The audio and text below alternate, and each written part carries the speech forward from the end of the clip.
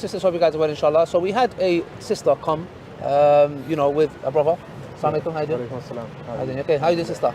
Fine. May Allah bless you, inshallah. Thanks for coming. So we had a discussion privately, because there were some concerns that you had, there were some questions that you had. So just tell us in a nutshell that, for example, the first thing that we established was that you believe in Allah, you believe the Prophet Muhammad is the final messenger, you believe the Quran is from Allah. Okay, good. So you was a Christian before? Yes, but I realised that I've never been like a proper Christian. Like I don't go to church every day, or I don't pray.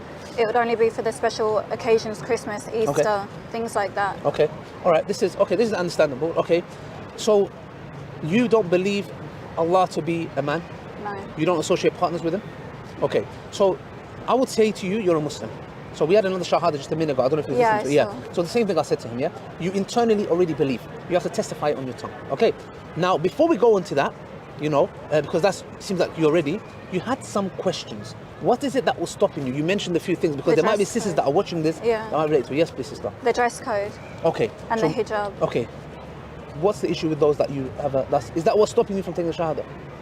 It's that, and then hearing Muhammad married a 6-year-old. Okay. And there's the verse in the Quran, I don't know what verse it is, but it doesn't specify that a lady has to cover up her to her knees or below her legs. It says the private parts and then obviously her bosom. So I can understand that in a different way. Okay, so the thing is, we try to understand it how the companions, the best of generation, understand it, if I'm not mistaken, the word is khimar, Okay, so what that means is that, for example, let me give you an example. Some of the Arabs used to deal with camels, etc. Some of the camels used to be a certain color from the head down to the neck. And some of the Arabs used to look at the camels and say that, look at the camel, he has khimar. Meaning, they ascribed the headgear, to the hijab to the head. For example, if I go and buy socks today, or I give somebody socks, if I give you some socks, you won't take the socks and wear it as gloves. You won't put it on your head. Why? Because it doesn't make sense. Because it belongs in your feet. So when we talk about socks, we know where the socks belong. So when Allah subhanahu wa ta'ala in the Quran, like for example, that word is used, the word hijab is not used in that sense. But khimar means cover. No, but cover what? How do we understand it? So the way we understand it is that what we understand from the first generation is that it is something that belongs to your head, and then Allah says cover your bosoms. So it's not just a head piece, you also have to have something long which covers your bosoms. Okay? So therefore, obviously it has to, you have to cover. So what we say is, for example, because I actually done a video about this a couple of years ago, there was a woman at TED Talk. She was there and she's like, no, the hijab doesn't mean this and that. This is my confusion, because it doesn't specify. I know khimar means to it cover. Does. In Arabic language, the word actually means from your head to your bosoms. Like the garment that you're talking about is the garment that's talking about. So the garment that you're talking about, Sheikh, is that the sister is obviously, she believes in Allah, believes in the Messenger, believes in the Quran, but she was asking about the khimar, So which is the head covering. So I was just telling her that basically in the Arabic language, that when we talk about khimar, it's actually referring to the head and the bosoms. It's something that covers it, So she was saying, where is the evidence that because in the Quran it doesn't mention the head? Yes. Okay. Basically, sister, when God has revealed the Quran, has revealed the Quran as well, along with understanding with the Prophet ﷺ, the way that how he explained, peace be upon him. So when the Quran was revealed, so in order for people not to misinterpret the Quran in the way that they think, so that's why God has revealed the Sunnah as well, part of it, which is kind of explanation, which is kind of an explanation to the Quran. So when Allah has mentioned in the Quran about, for example, the jilbab, what is the jilbab in Arabic language? The jilbab is literally the cover of the whole body, but the hands and the feet, for example. That's generally the jilbab. And Allah as well has mentioned in the Quran, as well the khimar, mentioned as well this term khimar. The khimar means in Arabic something that covers the head, Anything that covers, they call it the khimar, like what you're wearing now, or what I'm wearing now, this is called khimar in Arabic. And that's why in Arabic language as well, they call the alcohol, the intoxication, liquid, they call it khamr. Why? Because it covers the mind. It intoxicates. Which means you will be not focusing, your mind is covered, you don't know what's happening. So because of this, that's the meaning khimar came from this, which is the covering the head and the ears and the neck. This is what's the khimar. Now Allah has said to the believer Muslim which is, for example, Christian or Jews or even pagan at the time of the Prophet ﷺ used to wear khimar. All of them used to wear something, used to cover their head. But Allah has specifically said to the believer women to cover their chest. This is the jayb, what you call it. This is this side, to cover it as well. Yeah. So Allah says in the Quran, وَلْيَضْرِبْنَ بِخُمُورِهِنَّ عَلَى جُبْهِهِنَّ, let them cover their chest like this. So what about in today's society? We have different fashion. I could wear a turtleneck instead. Okay, so that's what he's saying. For example, the Arab women before, in the pagans, they used to tie their headscarf in the back. In the back. So what Allah subhanahu wa ta'ala said is that you cover your bosom. You cover. Yeah. So not only head, because the covering the head, they already done that. It was Yeah. already That was already given. Yeah. What Allah revealed was that now you cover, take what you're doing, undo it, and cover your bosom. And cover this side. Exactly. Because of this, and the Prophet ﷺ as well, it was said that he used to wear something called khimar, like this. He used to wear something like that. The Arabs used to wear something like that. And he ﷺ, he used to do, when he was making wudu, he used to wipe over this khimar. So it is something was done by men and women, the khimar, something used to wear it like this. But women specifically called, or they were commanded to cover this side. Now that's why it is something important. When we understand Islam, we have to understand it in a holistic way. We take it Islam as it is. So some people recently, I will tell you, maybe a few things, maybe you came across certain people, they say this only to distinguish between free women and slave women at that time, etc. And again, that's not the case, firstly. Secondly, as well, some people, they say, that the jayb is anything that's the part of the body, not necessarily this side. So it's okay for women to uncover their head. All of these, they try to misinterpret Islam. That's why you'll find all these millions of Muslims who understood Islam exactly how the Prophet ﷺ said, and then only some group of people, they try to misinterpret Islam the way that they think that's not right. So that's why, sister, firstly, did you become Muslim firstly or not yet? Not yet, but we was going to come to that because she has some doubts. But the thing is, sister, you was mentioned also that, for example, it seems like you are obviously struggling when it comes to the hijab. Okay. I'm struggling with a lot of things. Okay, that's fine. Look, you need to understand something, yeah? Islam, for you to accept Islam, for example, if you came and said, I might end up still wearing skirts, that doesn't nullify your Islam. Say that again? Look, if you came and said, Brother Ali, I'm going to take my shahada, but I want to take my shahada once I start covering fully because I'm wearing skirts now, and I'm going to carry on wearing for the next 2-3 years. That doesn't stop you from being a Muslim. You can be a Muslim, and you can, obviously it's not permissible, but obviously we're telling you can have those gradual steps to work towards that. I understand the whole concept in why you have to cover up, because men, they gaze. I understand that fully. Not necessarily, because Allah, there's a misconception. Some people say that Allah told women to cover up because men can't control themselves. It's not true. Allah says in the Quran, tell the believing men to lower their gaze. Meaning, I don't care how you're dressed. Fully, niqab, you can be in a tent. I have to lower my gaze regardless. It's just that when I'm doing my bit, obviously the opposite gender is a fitna for me. It'll be nice if a woman's covered up, at least my gaze, it's not harder for me to lower my gaze.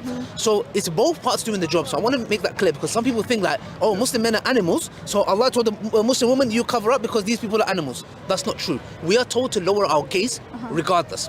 I've been speaking with people, and I've been not wanting to be a hypocrite, because I know one day I'm going to wear something long, the next I might wear a knee-length skirt. Sister, look, these are things, do you think I'm not a sinner? Do you think that we don't commit sins?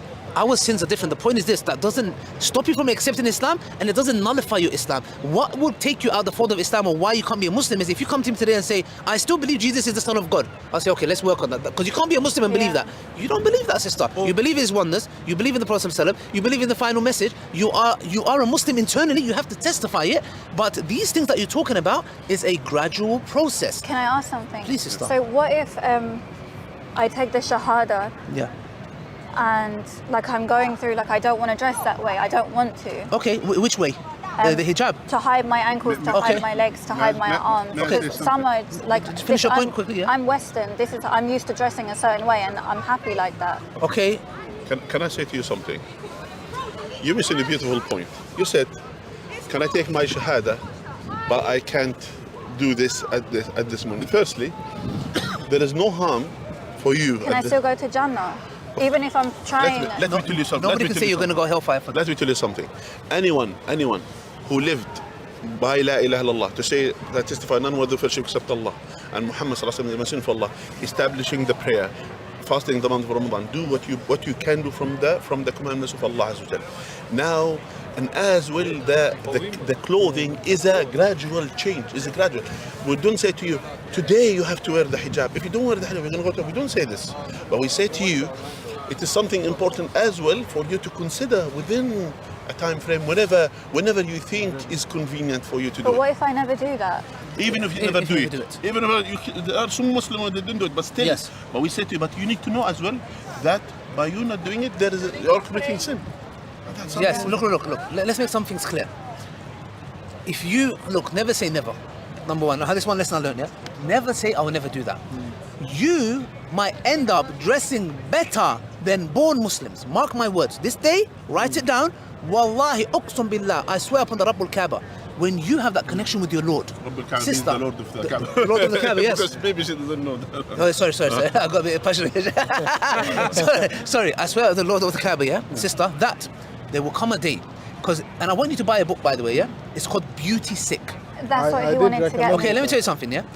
You know, sister, this thing that a lot of sisters, look, Muslim women do this, by the way. They fall into this as well, yeah. 100%. Sister, if you read the book, wallahi, the book is talking about our sisters, Muslim and non-Muslim, who are under this pretense, this thing which is rigged. Yeah? The reason you feel sister like this, you know why? Because you have been absorbing their dawah. You know they give dawah. People think we only give dawah. Yeah. They're giving dawah. When you go in Oxford Street and you see billboards and you watch a movie and you go on your phone, they are giving you dawah. Dawah to what? They are trying to make you feel as if you are ugly. You can't leave the house without makeup. You need to get your lips, this done, that done. The question is, this has been stuck in your mind. It's the time when you accept Islam, sister, and you get close to Allah, your mind is going to purify that. And you're going to slowly realize that when it comes to beauty, sister, yeah, okay, I understand. Obviously, you know, a sister, sometimes they're made to feel ugly because of the beauty industry, all this kind of stuff. But my dear sister, it's a rigged system, yeah? If you want a man, yeah, a good man, you want him to marry you, etc., only Allah can send you that. What do sisters think? You know our hijabi sisters, you know what they do?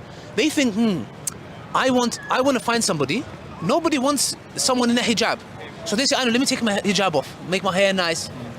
All you've done is this, committed a sin. Because what Allah was going to write for you was going to reach you regardless. Beautifying yourself, showing this and that, all it's going to do, sister, is get you the wrong attention and it's going to break you. Allah doesn't care what you look like on the outside. It's irrelevant. Now, this doesn't mean that you don't look after yourself. Sister, I get my hair cut every week. Every week I get my hair cut. No missing it at all. But yes, every week, Sheikh, I know. The thing is this. You can look for your partner. Yeah. But what I'm saying is that these things are there because why? The opposite gender want to take your clothes off because why? Because they just want your eye candy. So what I'm saying is, sister, once you turn your back to that and you realize, because if you think about it, I know you're not happy having to leave the house every day with makeup. I know you're not happy wearing skirts like that. I know.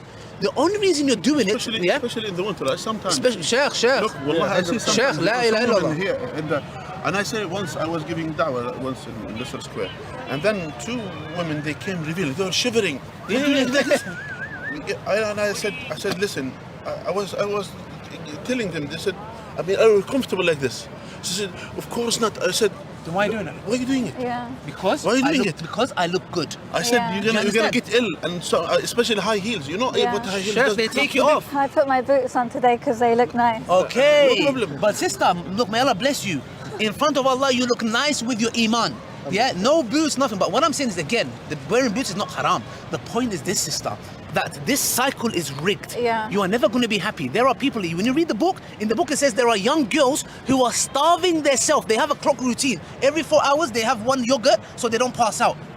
What kind of freedom is this? This is the greatest oppression that has been put on women. Yeah? So much so that the society is telling you, beautify yourself, do this, and these men who are approaching you, you think they want you for you? Sister, wallahi, Islam honors you. Islam says, if a man is interested in you, he has to come and speak to your dad. He has to give you mahar. He has to do walima. He has to provide for you. Why? Because you to us, as our sister, are more dear than all the diamonds, all the gold, every wealth in this world. That's why Allah subhanahu wa ta'ala tells you that you are precious. By the way, look, if someone's forcing you, look, Islam is not compulsion religion. Allah says in the Surah Baqarah, yeah? There is no compulsion. If you don't believe this to be the truth way, sister, to you, your religion, to us, but it seems like you believe it. So if you believe it, you just have to testify. You know, it's like, look, let me ask you a question, maybe relate to you. What's your favorite foundation? Which brand? Even though I don't know how to pray, I don't know anything. Sister. And I'm still going to sing because I'm still going to dress how I want to dress. Sister, listen to me, yeah? Look, let me make it worse, okay? Even look, we will say to you, obviously, gradual step. Look, even if you said to me, tomorrow I'm gonna go and I'm going to do this and this and I'm gonna look irrelevant. You being a Muslim is irrelevant to that. All you're doing is sinning, okay? We all do, but we'll try to improve also. Don't stay in one place. Try your best to slowly improve. And I've been reading, Allah is merciful. So. Yes, He is, but He's also severe in His punishment. Because I've been told by so many people that if I'm not going to change the way I dress, I will not go to Jannah. No, look, let me tell you a hadith of the Prophet Muhammad, peace be upon him, yeah? He said that there were two men, there were two brothers, if I'm not mistaken, yeah? One of them used to transgress Allah's legislation and laws. And the other one used to warn him and say to him, fear Allah, stop doing this, stop doing that. He would not listen. One day, the other brother said to the other one, you are never going Jannah. He said to him, you said, you are never going Jannah. And you know what happened after? They died, yeah? Both of them passed away. And on the day of judgment, Allah subhanahu wa ta'ala said to the other one, you know the one who was sinning? Yeah. He said to him, go paradise. To the one who was righteous, pious, the one he said to him, you're not going heaven, he sent him to the hellfire. Why? Now let's make some clarifications. This doesn't mean you go openly sin. The point is this. Nobody can come and say something about Allah that He Himself hasn't decided.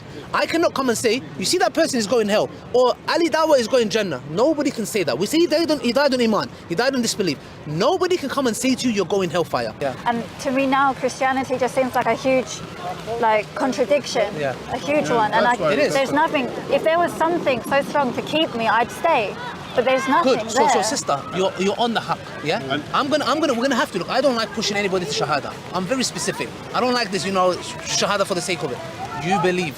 So I'm gonna have to be a little pushy here, my dear sister, because I want the best for you. If you was my sister, I would do the same for you because I care about you. Okay? Trust me, this is the work of shaitan. He does not want it for you. Okay, so repeat after the sheikh, inshallah. Okay. Say after me.